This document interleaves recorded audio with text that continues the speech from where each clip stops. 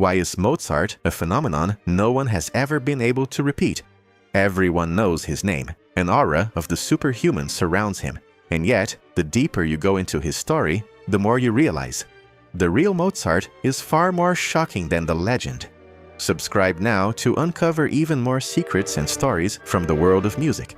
Imagine a person who, even as a very small child, created music as if the universe itself whispered every note directly into his mind. Imagine a boy who, before he could write full sentences, could already hear harmonies no one had taught him, who sat at the clavier at an age when most children barely speak clearly, and played it with the confidence and grace of a seasoned adult musician.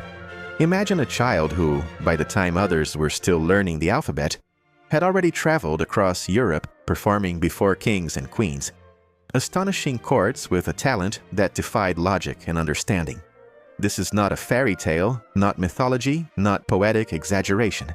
This is Wolfgang Amadeus Mozart, a human being who seemed less like a student of music and more like its natural-born messenger. And today, we will attempt to understand why Mozart remains a phenomenon that no one has ever been able to replicate, and why his art continues to touch hearts centuries after his death. Mozart is often described simply as a genius, but the truth is that this word does not even begin to capture the scale of his abilities. To call him talented is too weak. To call him gifted is too vague. Mozart possessed something that goes beyond the borders of ordinary human potential. What set him apart was not just his early start, not just his speed, not just his precision. It was that he did not create music the way others do. Where most composers built their works through trial and error, exploration, frustration, revision, and persistence, Mozart seemed to receive entire compositions fully formed, as if they already existed somewhere beyond him, waiting only for his hand to bring them into the world. There are documented accounts in his letters describing moments when he would hear a full symphony or concerto internally, every theme, every variation, every orchestral color, with clarity so absolute that he could write the entire piece down after a walk, a conversation, or an hour of contemplation. Other composers might spend days or weeks refining a melody. Mozart could create an entire movement in the time it took to drink a cup of coffee. This wasn't speed. This was something akin to revelation.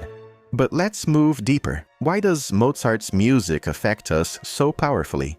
Why do people who never listen to classical music still feel something when his melodies appear in films, commercials, or background playlists? What is the hidden ingredient that transcends eras, trends, and cultures? Mozart's brilliance lies in a perfect balance that is almost impossible to achieve, the balance between mathematical order and emotional expression. His music sits at the intersection of symmetry and spontaneity. Every phrase is shaped with architectural precision. Every harmonic progression is placed with intention. Yet the result never feels mechanical or predictable. Instead, it feels alive. It breathes. It glows from within. Modern scientists have studied Mozart's compositions and found patterns that resemble fractals, natural growth sequences, and even mathematical constants that appear in biological structures. It is as if his intuition naturally led him to the same proportions that shape the world itself. The spirals of shells, the patterns of waves, the rhythm of human heartbeat. And perhaps that is why his music feels so timeless and universal. It mirrors the logic of life. But structure alone is not enough to explain his power. Mozart had an extraordinary emotional sensitivity. Unlike many composers who poured their suffering, their struggles, or their rage into their works, Mozart infused his music with a different kind of truth. A truth that was luminous, honest, and deeply human. Even at his darkest, his music carried a spark of hope. Even at his most joyful, it carried a whisper of fragility. He understood emotion not as a dramatic explosion, but as a subtle spectrum of colors. Listen to his slow movements, and you will hear a kind of tenderness that feels almost vulnerable.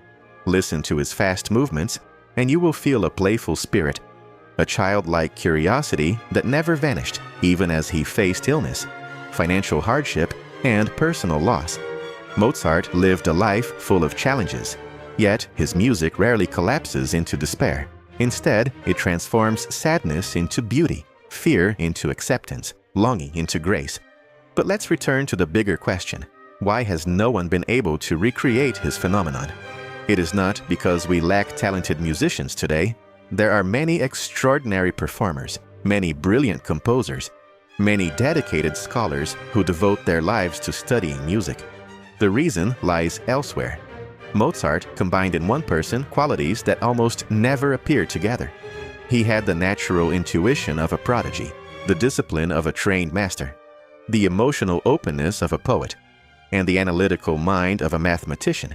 He had perfect pitch, photographic memory, and an ability to process sound with a depth that is almost unimaginable. He could listen to a piece once and rewrite it accurately. He could improvise for hours, creating material that other composers would consider lifelong achievements. He could shift between styles effortlessly, mastering opera, chamber music, symphony, concerto, religious compositions, and solo works with equal brilliance.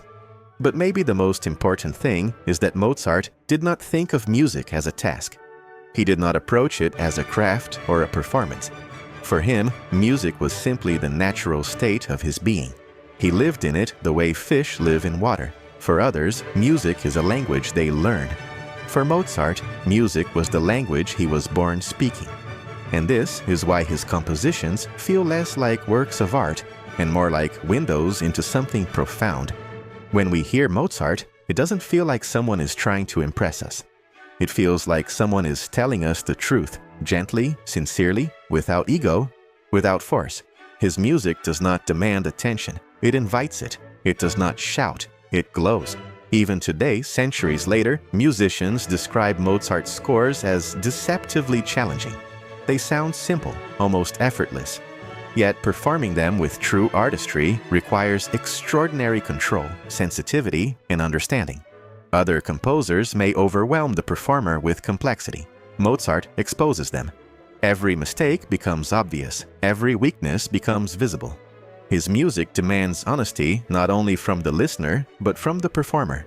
And this is why his phenomenon remains unmatched. You cannot fabricate intuition. You cannot manufacture soul. You cannot construct the kind of inner clarity that Mozart carried effortlessly throughout his tragically short life. Mozart lived more intensely in his 35 years than many people live in 80. He worked tirelessly, traveled constantly, composed endlessly. His mind seemed to burn with ideas faster than he could write them down.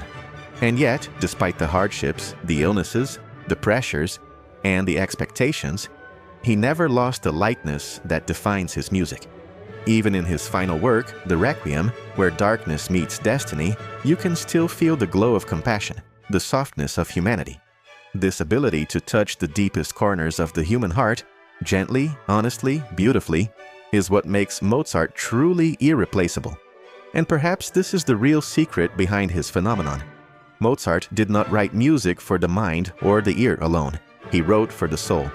His music does not simply entertain us, it transforms us. It reminds us of who we are at our core, fragile, hopeful, imperfect, beautiful. And that is why no one has ever repeated his phenomenon, and why no one ever will. Because Mozart did not just compose, he revealed what it means to be human.